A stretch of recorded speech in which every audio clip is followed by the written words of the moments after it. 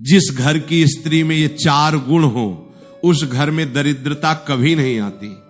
ईंट और पत्थर से बनी हुई 4 दीवारी को केवल एक मकान कहा जाता है, लेकिन उस निर्जीव मकान को अपने प्रेम, अपने त्याग, अपनी सेवा और अपने समर्पण से एक जीता जागता स्वर्ग बनाने की अद्भुत शक्ति यदि इस ब्रह्मांड में किसी के पास है, तो वो केवल और केवल उस घर की स्त्री में है। स्त्री इस सृष्टि का वो अनमोल, पवित्र और रहस्यमयी सृजन है, जिसके भीतर विधाता ने साक्षात माता लक्ष्मी, माता सरस्वती और माता अन्नपूर्णा के दिव्य गुणों का समावेश किया है। एक पुरुष दिन रात कठोर परिश्रम करके दुनिया की धूप और छांव सहकर चाहे कितना भी धन कमा कर ले आए, दुनिया भर की महंगी सुख सुविधाएं घर में लाकर रख दे, लेकिन यदि उस घर की स्त्री के भीतर दैवीय गुणों का अभाव है, तो वो सारा धन, वो सारी संपत्ति कुछ ही समय में पानी की तरह बह जाती है और उस घर में दरिद्रता, कलह और भयंकर अशांति अपना स्थायी डेरा जमा लेती है। इसके विपरीत यदि किसी घर में धन का घोर अभाव भी हो, सुख सुविधाएं नाम मात्र की हो, जीवन यापन के साधन बहुत सीमित हो, लेकिन उस घर की स्त्री के भीतर धर्म, शील और मर्यादा का वास हो, तो वो अपनी आंतरिक और आध्यात्मिक शक्ति से उस निर्धन घर को भी कुबेर के भंडार जैसा समृद्ध और वैकुंठ जैसा शांत बना देती है। हमारे महान सनातन शास्त्रों, वेदों और पूर्वजों ने बहुत ही गहराई से स्त्री के स्वभाव और उसके घर पर पड़ने वाले प्रभाव का अध्ययन किया है और ये अटल निष्कर्ष निकाला है कि जिस घर की गृहलक्ष्मी के भीतर मुख्य रूप से 4 विशेष गुण पाए जाते हैं, उस घर से माता लक्ष्मी कभी रूठ कर नहीं जाती और वहां साक्षात भगवान नारायण का स्थायी वास होता है। स्त्री के भीतर पाया जाने वाला जो सबसे पहला और सबसे प्रभावशाली गुण है, वो है ईश्वर के प्रति उसकी अगाध भक्ति और घर में हर स्तर पर पवित्रता का संचार। जो स्त्री प्रातः काल सूर्योदय से पूर्व उस पावन ब्रह्म मुहूर्त में अपनी निद्रा और आलस्य का त्याग कर देती है, वो स्त्री कोई साधारण स्त्री नहीं होती। वो अपने घर की सबसे बड़ी रक्षक और साक्षात देवी होती है। जब वो प्रातः उठकर सबसे पहले अपने घर के मुख्य द्वार को स्वच्छ करती है, वहां जल का छिड़काव करती है, तो वो केवल मिट्टी और धूल को साफ नहीं कर रही होती, बल्कि वो रात भर में एकत्रित हुई सारी नकारात्मक ऊर्जाओं, बुरी शक्तियों और दरिद्रता को अपने घर से बाहर निकाल रही होती है। ऐसी स्त्री जब स्नान आदि से निवृत्त होकर पूर्ण शारीरिक और मानसिक पवित्रता के साथ अपने घर के मंदिर में भगवान के समक्ष दीप प्रज्वलित करती है, तो उस दीपक की छोटी सी ज्योति से निकलने वाला प्रकाश केवल उस मंदिर को ही रोशन नहीं करता, बल्कि पूरे घर के एक एक कोने में सकारात्मकता और ईश्वरीय कृपा का संचार कर देता है। भगवान श्री कृष्ण ने भगवत गीता में बहुत ही स्पष्ट रूप से समझाया है कि जो भक्त नित्य निरंतर अनन्य भाव से मेरा स्मरण करता है, मुझ पर पूर्ण विश्वास रखता है, मैं उसके योगक्षेम का, उसकी सभी भौतिक और आध्यात्मिक आवश्यकताओं का वहन स्वयं करता हूं। भक्ति और पवित्रता का ये प्रभाव केवल पूजा घर तक सीमित नहीं रहता, बल्कि ये घर की रसोई तक जाता है। रसोई घर किसी भी परिवार का हृदय होता है, क्योंकि वहीं से पूरे परिवार का पोषण होता है। जिस घर की स्त्री रसोई में प्रवेश करते समय भगवान का स्मरण करती है और भोजन बनाते समय उसके होठों पर ईश्वर का कोई भजन या भगवान का कोई पवित्र नाम होता है, तो उसके हाथों से बनने वाला वो साधारण भोजन भी साक्षात अमृत और ईश्वरीय प्रसाद बन जाता है। हमारे शास्त्रों में कहा गया है कि जैसा खाए अन्न वैसा होए मन। जब घर का पुरुष और बच्चे उस भक्ति और पवित्रता से बने भोजन को ग्रहण करते हैं, तो उनके भीतर से क्रोध, ईर्ष्या और बुरे विचार अपने आप नष्ट होने लगते हैं। उनकी बुद्धि शुद्ध हो जाती है और वे धर्म के मार्ग पर चलने लगते हैं। ऐसी भक्तिन और पवित्र स्त्री के घर में कभी कोई बुरी नजर, कोई भयंकर बीमारी, अकाल मृत्यु या कोई बड़ा संकट प्रवेश नहीं कर सकता, क्योंकि उसके जपे हुए भगवान के नाम का अदृश्य और अभेद्य कवच उस घर की 24 घंटे रक्षा कर रहा होता है। इस संसार में दरिद्रता केवल धन की कमी को नहीं कहा जाता। जब इंसान के भीतर लालच, असंतोष और दूसरों को देखकर जलने की भावना भर जाती है, तो वो करोड़ों की संपत्ति होने के बाद भी भीतर से एक दरिद्र और भिखारी ही रहता है। इसलिए स्त्री के भीतर जो दूसरा सबसे महान और घर को बचाने वाला गुण होना चाहिए, वो है उसका असीम संतोष और उसकी सुघड़ता। आज के इस आधुनिक और दिखावे से भरे कलयुग में, जहां हर कोई एक दूसरे से आगे निकलने की अंधी दौड़ में हाँफ रहा है, जहां दूसरों की चमक दमक, दूसरों के कपड़े, गहने और जीवन शैली देखकर लोग अपने ही जीवन से नफरत करने लगते हैं, वहां एक संतोषी स्त्री किसी भी परिवार के लिए भगवान के एक बहुत बड़े वरदान से कम नहीं है।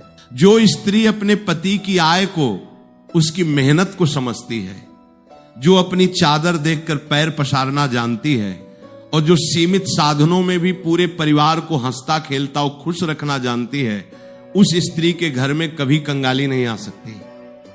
जब एक स्त्री असंतोषी होती है, जब वो अपनी तुलना दूसरों से करके अपने पति को दिन रात ताने मारती है कि हमारे पास ये गाड़ी नहीं है, हमारे पास वो गहना नहीं है, हमारा घर दूसरों जैसा बड़ा नहीं है, तो उस घर का पुरुष भयंकर मानसिक तनाव और आत्मग्लानि में चला जाता है। वो उस तनाव और अपनी पत्नी की उन झूठी और अंतहीन इच्छाओं को पूरा करने के लिए अक्सर गलत, बेईमानी और अधर्म के रास्ते पर चलने लगता है, जिससे घर में पाप की कमाई का प्रवेश होता है। और ये ब्रह्मांड का अटल नियम है कि पाप, बेईमानी और किसी का हक मार कर लाई गई कमाई कभी बरकत नहीं लाती। वो अपने साथ विनाश, बीमारियां और कोर्ट कचहरी के चक्कर लेके आती है। लेकिन जो स्त्री मुस्कुराकर अपने पति से कहती है कि तुम दुनिया की बातों की चिंता मत करो, हमारे पास जो रूखा सूखा है हम उसी में बहुत सुखी हैं, तुम बस धर्म और सच्चाई के मार्ग पर चलते रहो, मैं हर परिस्थिति में तुम्हारे साथ खड़ी हूं। ऐसी स्त्री अपने पति के मनोबल को हिमालय पर्वत जैसा ऊंचा और अटूट कर देती है। संतोष ही वो असली और शाश्वत धन है, जिसे पाकर एक साधारण मनुष्य भी राजाओं का राजा बन जाता है।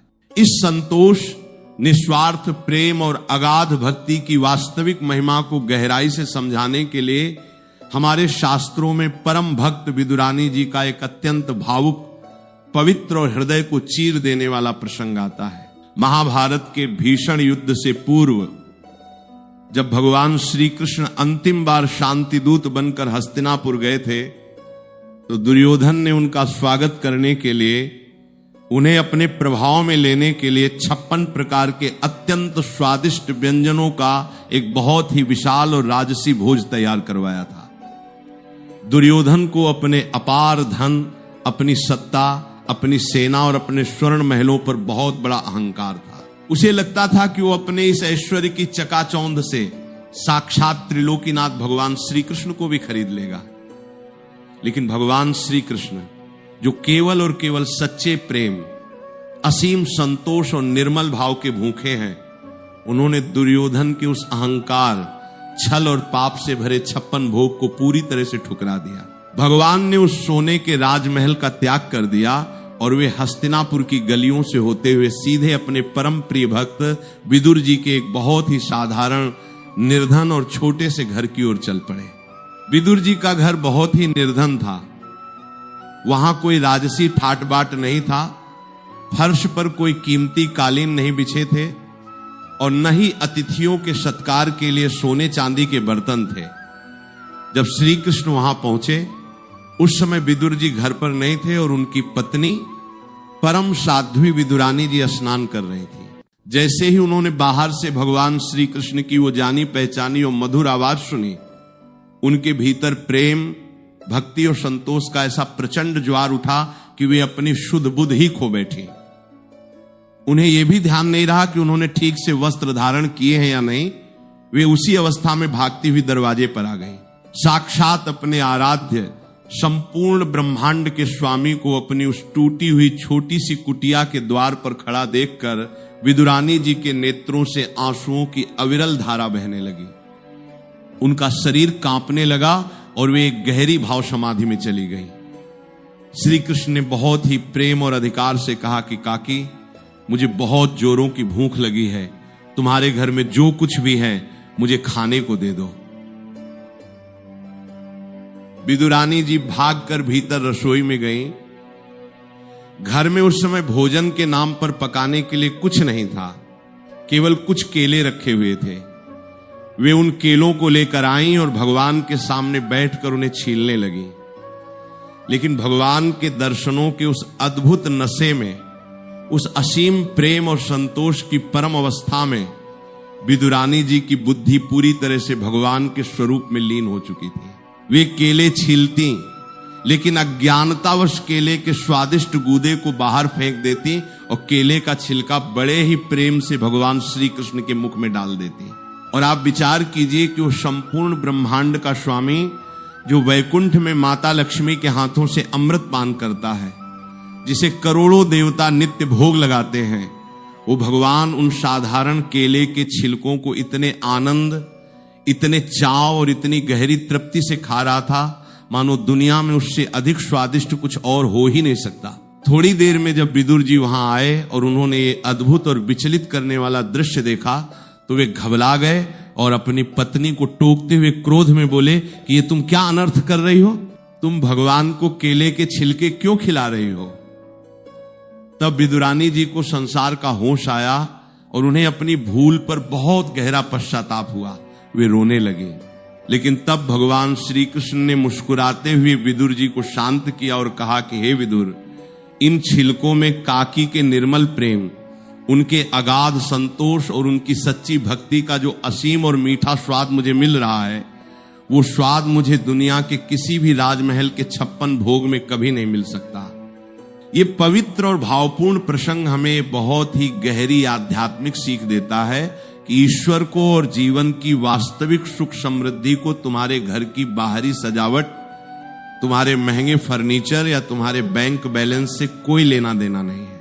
जहां विदुरानी जैसी स्त्री होती है, जिसके हृदय में ईश्वर के लिए निस्वार्थ प्रेम हो, अपने सीमित साधनों में असीम संतोष हो और जिसके भीतर रत्ती भर भी अहंकार या दिखावा न हो, वहां साक्षात ईश्वर बिना बुलाए चले आते हैं।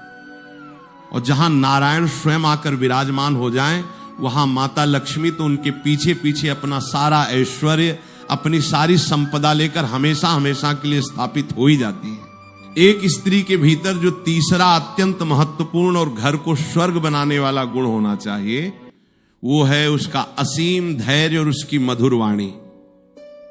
वाणी में वो प्रचंड और विनाशकारी शक्ति है जो टूटे हुए, बिखरे हुए रिश्तों को पल भर में जोड़ सकती है और पल भर में ही बसे बसाए घर को जलाकर शमशान में बदल सकती है। जिस घर की स्त्री की जीभ पर हमेशा क्रोध, गालियां, कटुवचन, ताने और कड़वाहट रहती है, वो घर कभी स्वर्ग नहीं बन सकता। जब घर का पुरुष दिन भर की कड़ी मेहनत, दुनिया भर की ठोकरें, अपमान और भयंकर तनाव सहकर शाम को अपने घर लौटता है, तो वो केवल थोड़ा सा विश्राम, मानसिक शांति और 2 मीठे बोल चाहता है। अगर उस समय घर की स्त्री उसे मीठे पानी के साथ मधुरता से सांत्वना दे, उसके संघर्ष को समझें, उसके माथे की सिलवटों को देखकर उसे प्रेम से संभालें, तो उस पुरुष की दिन भर की सारी थकान और सारी निराशा उसी क्षण मिट जाती है। उसे लगता है कि उसका संघर्ष व्यर्थ नहीं है, उसके पीछे एक मजबूत शक्ति खड़ी है। लेकिन यदि घर आते ही स्त्री उससे झगड़ने लगे, अपनी पुरानी शिकायतों का पिटारा खोल दे और छोटी छोटी बातों पर कलह करने लगे, तो उस घर की शांति पूरी तरह से जलकर खाक हो जाती है। हमारे शास्त्रों में बहुत ही स्पष्ट शब्दों में चेतावनी दी गई है कि जहां नित्य कलह होता है, जहां हमेशा ऊंचे स्वर में चीख पुकार मचती है, जहां बात बात पर बर्तन फेंके जाते हैं, वहां से देव शक्तियां तुरंत कान बंद करके पलायन कर जाती हैं और वहां अलक्ष्मी अर्थात भयानक दरिद्रता, रोग और शोक प्रवेश कर जाते हैं। धैर्य स्त्री का सबसे बड़ा और सबसे कीमती आभूषण है। परिवार में कई बार ऐसी विपरीत परिस्थितियां आती हैं जब भयंकर आर्थिक तंगी होती है, जब परिवार के सदस्यों के बीच गहरे मतभेद होते हैं, या जब कोई आकस्मिक विपत्ति आती है। उस कठिन और अंधकारमय समय में यदि स्त्री अपना धैर्य खो दे, यदि वो टूट जाए या बिखर जाए, तो पूरा परिवार ताश के पत्तों की तरह ढह जाता है। लेकिन जो स्त्री उन विपरीत परिस्थितियों में भी एक मजबूत ढाल की तरह, एक चट्टान की तरह खड़ी रहती है, जो अपने क्रोध को पी जाती है, जो दूसरों की गलतियों को क्षमा करने का बड़ा और विशाल हृदय रखती है, वो स्त्री अपने परिवार को हर बड़े से बड़े तूफान से सुरक्षित बाहर निकाल लाती है। उसकी वो सहनशीलता, उसका वो मौन और उसकी वो मधुर वाणी उस घर के बच्चों के मनोविज्ञान और चरित्र का निर्माण करती है। बच्चे वही सीखते हैं जो वे अपनी मां को करते हुए देखते हैं। एक शांत, धैर्यवान और मीठा बोलने वाली मां ऐसे बच्चों का निर्माण करती है जो भविष्य में जाकर समाज और परिवार का नाम रोशन करते हैं, जबकि एक क्रोधी और कटु बोलने वाली मां अनजाने में ही अपने बच्चों के भीतर भी क्रोध, निराशा और विद्रोह के बीज बो देती है। इसलिए स्त्री की मधुर वाणी और उसका धैर्य दरिद्रता और विनाश को घर से कोसों दूर रखने का एक बहुत बड़ा अस्त्र है। चौथा और अंतिम सबसे दिव्य गुण जो किसी भी स्त्री को साक्षात देवी के रूप में स्थापित कर देता है, वो है उसके भीतर बसी हुई दया, परोपकार और अतिथि सत्कार की निस्वार्थ भावना। हमारे सनातन धर्म की ये बहुत ही महान वैज्ञानिक और प्राचीन परंपरा रही है कि जब भी घर में भोजन बनता है तो सबसे पहली रोटी गौ माता के लिए निकाली जाती है, अंतिम रोटी श्वान अर्थात कुत्ते के लिए निकाली जाती है और मुट्ठी भर दाना पक्षियों के लिए छत पर रखा जाता है। ये कोई साधारण कर्मकांड या पुरानी रूढ़िवादी सोच नहीं है, बल्कि ये प्रकृति के साथ जुड़ने का, सभी असहाय जीवों में उस एक ही परमात्मा के दर्शन करने का एक बहुत बड़ा आध्यात्मिक विज्ञान है। जो स्त्री अपने घर की रसोई को केवल अपने पति और अपने बच्चों का पेट भरने की जगह नहीं मानती, बल्कि उसे एक अन्नपूर्णा का पवित्र मंदिर समझती है, उसके घर के भंडार साक्षात कुबेर भी खाली नहीं कर सकते। जिस घर की स्त्री के हृदय में इतनी करुणा हो कि वो किसी भूखे इंसान को देखकर, किसी लाचार पशु को देखकर अपना हिस्सा भी उसे प्रेम से खिला दे, उस स्त्री के हाथों में माता अन्नपूर्णा का साक्षात वास हो जाता है। जब कोई अतिथि आपके घर आता है तो वो केवल हाड़ मांस का शरीर लेकर नहीं आता। हमारे शास्त्र कहते हैं कि अतिथि देवो भवः, अतिथि के रूप में स्वयं ईश्वर आपके द्वार पर आपकी परीक्षा लेने आते हैं। ये देखने आते हैं कि आपके भीतर दान और सेवा का भाव है या नहीं। जो स्त्री आए हुए अतिथि का मुस्कुराते हुए बिना अपने माथे पर कोई शिकन लाए पूरे आदर और सत्कार के साथ स्वागत करती है, उसे अपनी पूरी सामर्थ्य के अनुसार प्रेम से भोजन कराती है और उसे सम्मान के साथ विदा करती है, वो स्त्री अपने परिवार के लिए इतने असीम पुण्यों का संचय कर लेती है जिसकी कोई सांसारिक गणना नहीं की जा सकती। वो अतिथि, वो भूखा जीव जब तृप्त होकर आपके द्वार से लौटता है तो उसके हृदय से जो मूक और पवित्र आशीर्वाद निकलता है, वो आशीर्वाद आपके घर के सारे वास्तु दोषों को, सारी नकारात्मकता को और भविष्य में आने वाले किसी भी बड़े संकट या अकाल मृत्यु को वहीं काट देता है। आप ये कभी नहीं जान पाते कि आपके द्वारा खिलाई गई एक रोटी ने आपके पति या आपके बच्चों की कितनी बड़ी दुर्घटना को टाल दिया है। इसके विपरीत जिस घर में अतिथि का अपमान होता है, जहां दान देने में स्त्री का मन सिकुड़ता है, जहां भोजन को व्यर्थ फेंका जाता है लेकिन किसी भूखे को नहीं दिया जाता, जहां अन्न का अनादर होता है, वहां कितना भी धन आ जाए वो कभी भी सुख और शांति नहीं दे सकता। वो धन अंततः किसी भयानक बीमारी में, दवाओं में या किसी भयंकर विवाद में नष्ट हो ही जाता है। ईश्वर ने स्त्री को पुरुष से बहुत अधिक शक्तिशाली, बहुत अधिक सहनशील और बहुत अधिक रहस्यमयी बनाया है। शारीरिक रूप से भले ही पुरुष अधिक बलवान दिखाई दे, लेकिन मानसिक और आध्यात्मिक रूप से स्त्री की सहन शक्ति, उसका निस्वार्थ प्रेम और उसका त्याग पुरुष से कई 100 गुना अधिक होता है। एक पुरुष दिन रात ईंट और गारे से एक मकान बनाता है, लेकिन स्त्री उसमें अपने इन 4 महान गुणों, ईश्वर के प्रति अगाध पवित्रता एवं भक्ति, हर परिस्थिति में असीम संतोष, विपरीत समय में अटूट धैर्य एवं मधुर वाणी और बिना किसी स्वार्थ के दया एवं अतिथि सत्कार से उस मकान में प्राण फूंकती है। जब ये चारों दिव्य गुण किसी स्त्री के भीतर पूरी तरह से जागृत हो जाते हैं तो उस घर का पूरा वायुमंडल ही बदल जाता है। वहां रहने वाले हर व्यक्ति का मन शांत रहने लगता है, उनके रुके हुए कार्यों में सफलता मिलने लगती है और उनकी बुद्धि हमेशा सन्मार्ग और धर्म की ओर प्रेरित होती है। इसलिए ये बहुत आवश्यक है कि घर के पुरुष भी ऐसी स्त्री का, ऐसी साक्षात गृह लक्ष्मी का पूरा सम्मान करें। जिस घर में स्त्री की आंखों से दुख और पीड़ा के आंसू बहते हैं, जहां बात बात पर उसका नित्य अपमान होता है, जहां उसे पैरों की जूती समझा जाता है, वहां की गई सारी पूजा, सारे कठोर व्रत और सारे बड़े बड़े अनुष्ठान पूरी तरह से व्यर्थ हो जाते हैं। उस घर से माता लक्ष्मी हमेशा हमेशा के लिए रूठ कर चली जाती हैं, क्योंकि जहां साक्षात नारी का अपमान हो, वहां कोई देवी निवास नहीं कर सकती। आप चाहे कितने भी बड़े मंदिर में जाके माथा टेक लें, कितना भी दान कर लें, लेकिन अगर आपके घर की देवी, आपकी मां, आपकी पत्नी या आपकी बेटी आपके कटु वचनों और आपके अत्याचारों से रो रही है, तो ईश्वर आपकी कोई प्रार्थना, आपका कोई भी चढ़ावा कभी स्वीकार नहीं करेगा। स्त्री का सच्चा सम्मान करना, उसके अनकहे त्याग को समझना और उसके बनाए हुए घर को स्वर्ग बनाए रखने में उसका पूरा सहयोग करना हर पुरुष का सबसे बड़ा और सबसे पहला धर्म है। और मेरी उन सभी माताओं, बहनों और बेटियों से भी अत्यंत गहरी और भावुक प्रार्थना है कि वे अपने भीतर छिपी हुई उस असीम ईश्वरीय शक्ति को पहचानें। आप कोई साधारण जीव नहीं हैं, आप इस पूरी सृष्टि का, इस पूरे मानव समाज का आधार हैं। अपने मन को छोटी छोटी व्यर्थ की बातों से, मोहल्ले की ईर्ष्या से, टीवी सीरियलों की नकारात्मकता से और क्रोध से बाहर निकालें।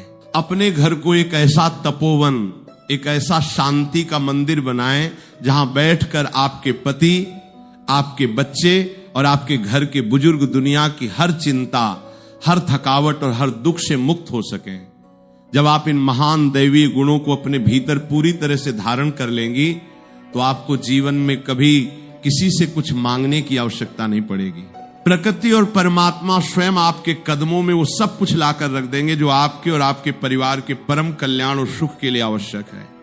आपके घर की दरिद्रता, चाहे वो धन की हो, विचारों की हो, संस्कारों की हो या स्वास्थ्य की हो, हमेशा के लिए उस घर से विदा ले लेगी और वहां केवल और केवल असीम सुख, गहरी शांति और भगवान नारायण का शाश्वत प्रेम ही शेष रहेगा।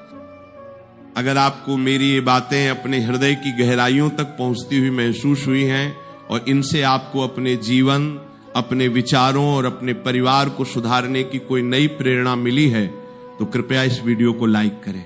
इस अनमोल आध्यात्मिक ज्ञान को केवल अपने तक ही सीमित न रखें, बल्कि इस वीडियो को अपने परिवार, अपने रिश्तेदारों और सभी मित्रों के साथ अवश्य शेयर करें, ताकि वे भी इन महान विचारों को अपने जीवन में उतारकर अपने घर को एक सुंदर स्वर्ग बना सके।